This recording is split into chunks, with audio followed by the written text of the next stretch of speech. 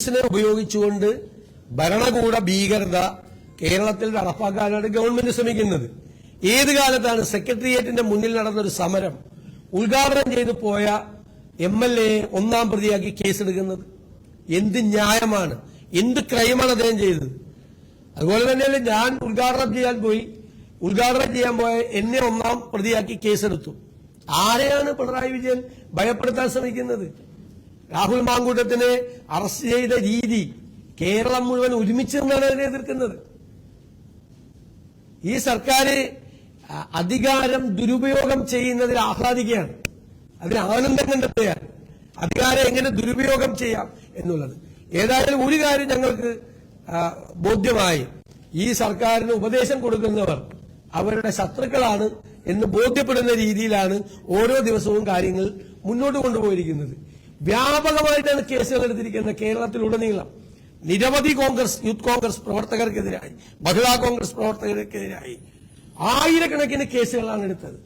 എന്നിട്ട് കോടതിയിൽ പണം കെട്ടിവെക്കേണ്ട സ്ഥിതിയിലേക്ക്, ലക്ഷക്കണക്കിന് രൂപ കോടതിയിൽ കെട്ടിവെക്കേണ്ട സ്ഥിതിയിലേക്ക് ഈ പാർട്ടി പോവുകയാണ്.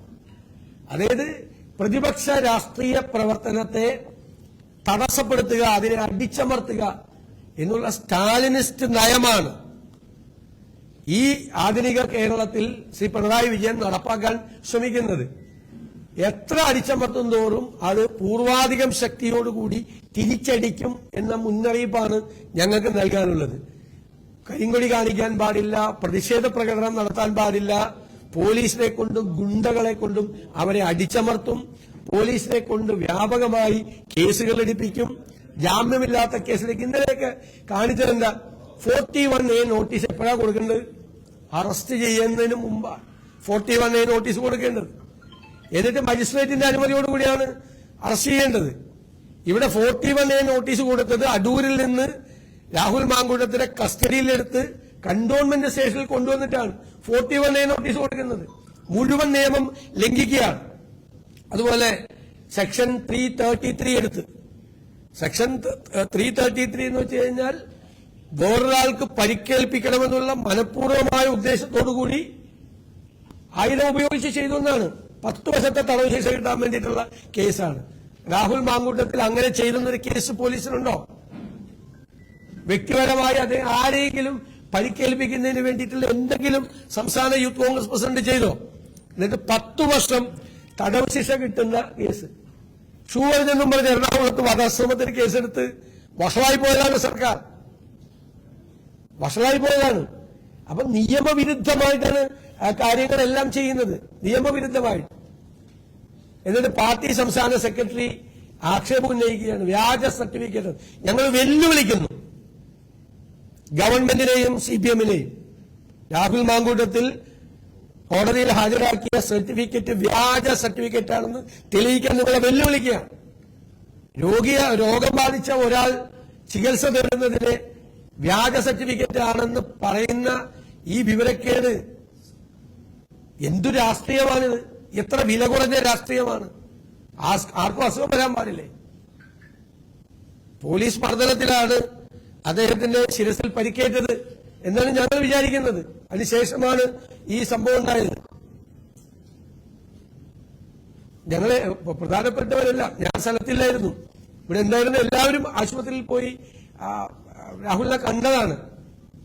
ഇവിടുത്തെ ഏറ്റവും പ്രധാനപ്പെട്ട സ്വകാര്യ ആശുപത്രിയിൽ ഞങ്ങള് ഒരു കുറെ കൂടെ വിദഗ്ധ ചികിത്സയ്ക്ക് വേണ്ടി ബാംഗ്ലൂരിലേക്ക് 15-ാം തീയതി കൊണ്ടുപോകാൻ വേണ്ടി എല്ലാം ബുക്ക് ചെയ്ത് വെച്ചിരുന്നതാണ്. പിന്നെ വ്യാജ സർട്ടിഫിക്കറ്റ് ഹാജരാക്കി. ഞങ്ങൾക്ക് ഭയം ഉണ്ടായിരുന്നു ജയിലിൽ പോകുമ്പോ. ജയിലിൽ പോണതിന്റെ പേടിയല്ല, പിന്നെ ഡിസ്ചാർജ് സർട്ടിഫിക്കറ്റിൽ ആള് സ്റ്റേബിൾ ആണെന്നല്ലാതെ പിന്നെ എന്താ എഴുതുന്നത്? ഡിസ്ചാർജ് സർട്ടിഫിക്കറ്റിൽ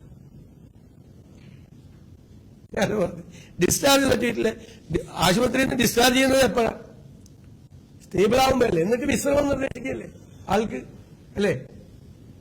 അത് ഇയാൾ ഇപ്പോഴും കുഴപ്പത്തിലാണെന്ന് പറഞ്ഞാൽ ആശുപത്രിയിൽ നിന്ന് ഡിസ്ചാർജ് ചെയ്യോ? എന്തൊക്കെയാ പറയുന്നത്? ആശുപത്രിയിൽ നിന്ന് ഡിസ്ചാർജ് ചെയ്തപ്പോ സ്റ്റേബിൾ ആണെന്ന് പറഞ്ഞു.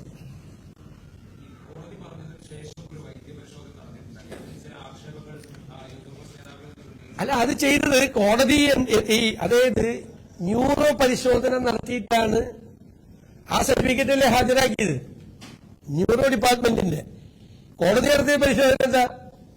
BP നോക്കാൻ വേണ്ടി വിട്ടെ. ന്യൂറോ ഡിപ്പാർട്ട്മെന്റിലെ പേഷ്യന്റ് ആയിരുന്ന ആൾ രോഗമുണ്ടാകുന്നറിയാൻ BP നോക്കിയതാണ്. BP നോക്കിയപ്പോ യഥാർത്ഥ BP 160 അത് എഴുതാൻ വേണ്ടി ഡോക്ടർ പോയപ്പോ RMOയെ സ്വാധീനിച്ച്, ജനറൽ ആശുപത്രിയിലെ RMO ഇവരെല്ലാവരും കൂട്ടിരിക്കുകയാണ്. എന്നിട്ട് രണ്ടാമത് കുറച്ചുകൂടി വെള്ളം കൊടുത്ത് കുറെ കൂടി കഴിഞ്ഞിട്ട് എടുത്താൽ മതി എന്ന് പറഞ്ഞു. അപ്പൊ വീണ്ടും 150 BP. എന്നിട്ട് നോർമലായി എഴുതി RMO സ്വാധീനിച്ചിട്ട് എഴുതിയാണ്. എന്ത് തോന്നിവാസമാണ് നടക്കുന്നത്. അപ്പൊ കേരളത്തിലെ സംസ്ഥാന യൂത്ത് കോൺഗ്രസ് പ്രസിഡന്റിനെ ജയിലിലടയ്ക്കുന്നതിന് വേണ്ടി കന്റോൺമെന്റ് SHOയെ കൊണ്ടുള്ള അഭ്യാസം വേറെ, RMOയെ വരെ സ്വാധീനിച്ച് മെഡിക്കൽ സർട്ടിഫിക്കറ്റ് വരെ വ്യാജമായിട്ടുണ്ടാക്കിയിട്ടുണ്ട്. ആ മെഡിക്കൽ സർട്ടിഫിക്കറ്റാണ് വ്യാജം. RMOയെ സ്വാധീനിച്ച് ജനറൽ ആശുപത്രിയിൽ നിന്ന് കൊടുത്തത് യഥാർത്ഥ BP പോലും കാണിക്കാതെ.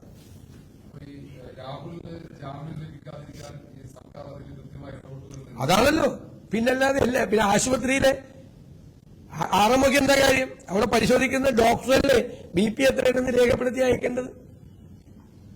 ഇത് നോർമൽ എന്ന് പറഞ്ഞ എഴുതി കൊടുത്തിട്ട് അതെ. ഞാൻ ഇന്നലെ SHOയെ പറ്റി പറഞ്ഞില്ലേ?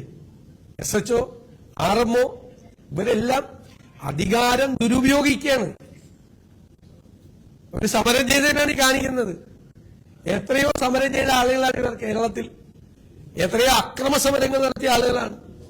ട്രാൻസ്പോർട്ട് സമരം നടത്തി ബസ്സിലുണ്ടായിരുന്ന 4 പേരെ കത്തിച്ചളഞ്ഞ ആളുകളാണ് ഇവര്. ബസ്സില് ട്രാൻസ്പോർട്ട് ബസ്സിലുണ്ടായിരുന്ന 4 പേരെ ബസ്സിന് തീ കൊളുത്തി ട്രാൻസ്പോർട്ട് സമരത്തിൽ കത്തിച്ചളഞ്ഞ ആളുകളാണ് ഇവർ. അവരുടെ പിന്മുറക്കാരാണ് ഈ കാണിക്കുന്നത്. ഉറപ്പായിട്ട് ചെയ്യുമല്ലോ. ഒരാളെയും ഞങ്ങൾ വെറുതെ വിടില്ല. ഒരാളെയും, ഒരു ഉദ്യോഗസ്ഥനെയും വെറുതെ വിടില്ല. നിയമവിരുദ്ധമായി നടപടിയെടുത്ത എല്ലാവരുടെയും പുറകെ ഞങ്ങളുണ്ടാവും. നിയമപരമായ നടപടികളുമായിട്ട് നിയമപരമായ നടപടികൾ സ്വീകരിക്കുക. കാരണം ഒരിക്കലും ഒരു രാഷ്ട്രീയ നേതാവ് പറയാൻ പാടില്ലാത്ത കാര്യമാണ് അദ്ദേഹം പറഞ്ഞത്. ഒരിക്കലും പറയാൻ പാടില്ലാത്ത. എന്ത് അടിസ്ഥാനത്തിലാണ് പറഞ്ഞത്? എന്ത് രേഖയുടെ അടിസ്ഥാനത്തിലാണ് അദ്ദേഹത്തെ പോലെ ഒരാളത് സംസാരിച്ചത്? ആ സ്ഥാനത്തിന് എന്റെ വിലയാണ് കുറച്ചു കളഞ്ഞത്. അതേ ഇരിക്കുന്ന സ്ഥാനത്തിന് ഒരു മഹത്വം ഉണ്ടല്ലോ. CPM പോലത്തെ ഒരു പാർട്ടിയുടെ സംസ്ഥാന സെക്രട്ടറി അല്ലേ? ആ ഇരിക്കുന്ന സ്ഥാനത്തിന്റെ മഹത്വമാണ് ഇതുപോലെ മൂന്നാം കര വർത്തമാനം പറഞ്ഞ് നശിപ്പിച്ച കളഞ്ഞത്.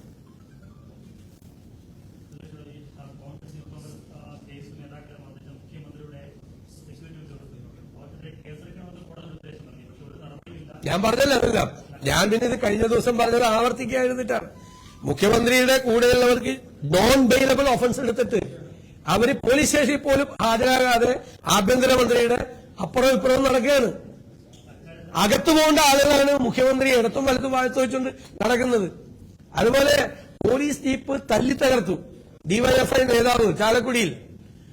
അവരെ പോലീസ് അറസ്റ്റ് ചെയ്തപ്പോൾ ബലം പ്രയോഗിച്ച് പോലീസ് ജീപ്പിൽ നിന്ന് പിടിച്ചിറക്കി കൊണ്ടുപോയ ചാലക്കുടിയിലെ ഏരിയ സെക്രട്ടറി നടപടിയെടുത്തില്ല. SFI സംസ്ഥാന സെക്രട്ടറി ബമ്പറിൽ കയറി നിന്നിട്ട്, ഇതിന്റെ മോളിൽ കയറി നിന്നിട്ട് പോലീസ് ഉദ്യോഗസ്ഥരോട് പോയി കക്കൂസ് കഴുകടാന്ന് പറഞ്ഞു. എന്നിട്ട് വേറെ പോലീസ് ഉദ്യോഗസ്ഥൻ ചിരിച്ചുകൊണ്ട് നിന്ന് നോക്കി. അവരെയാണ് ലാലിച്ച് മോനെ കുട്ടാന്നും പറഞ്ഞുകൊണ്ട് വണ്ടിയിൽ കയറ്റിയത്, പാൽക്കുപ്പിയും കൊടുത്ത്. ഇതാണ് സമീപനം. അല്ല, നിയമപരമായ നടപടികളായിട്ട് പോയിക്കൊണ്ടിരിക്കുകയാണ്. ഒരു സംശയ കാര്യത്തിലില്ല. അപ്പോ ഈ കേരളത്തിന്റെ മുഖ്യമന്ത്രി ആഭ്യന്തര വകുപ്പിന്റെ ചുമതലയുള്ള മുഖ്യമന്ത്രി തന്നെ പരസ്യമായ നിയമലംഘനം നടത്തുകയാണ്. അദ്ദേഹത്തോട് ആദ്യം ഈ കുഴപ്പത്തിന്റെ മുഴുവൻ കാരണം ഈ മുഖ്യമന്ത്രിയാണ്. കലാപാഹ്വാനമാണ് നടത്തിയത്. വധശ്രമം നടത്തിയ കേസിൽ ഇനിയും അത് തുടരണം എന്ന് പറഞ്ഞ് കലാപാഹ്വാനം നടത്തിയത് കേരളത്തിന്റെ മുഖ്യമന്ത്രിയാണ്. അതിന്റെ തുടർച്ചയാണ് ഇതെല്ലാം. ഇതിനെല്ലാം ഞങ്ങൾ ഉത്തരം പറയും, ഒരു സംശയം വേണ്ട.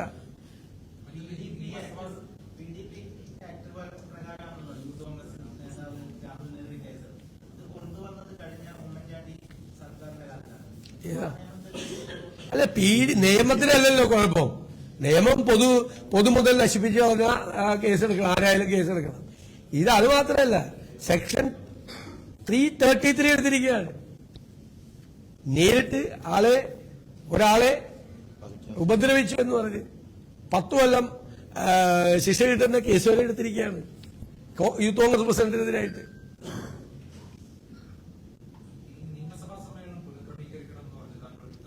ഞാനൊരു കത്ത് കൊടുത്തിട്ടുണ്ട്.